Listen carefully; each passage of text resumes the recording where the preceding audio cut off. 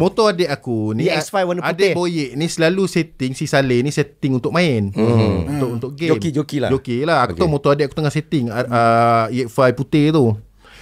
Jadi motor tu lalu aku cakap apa lagi, Kiki ni motor dia tak siap ni, aku cakap ni budak sorong ada motor tunda. Cakap apa lagi tak siap ni, aku cakap ni kan motor dia kan.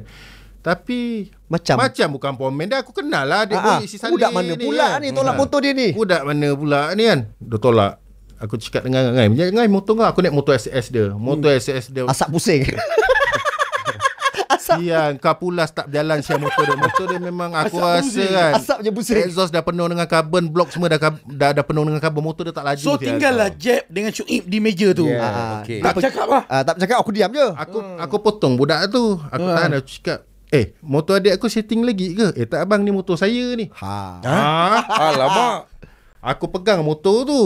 Kawan dia lari. Lagi aku nampak salah, aku terus pegang. Dia curi motor ke apa? Dia curi motor punya.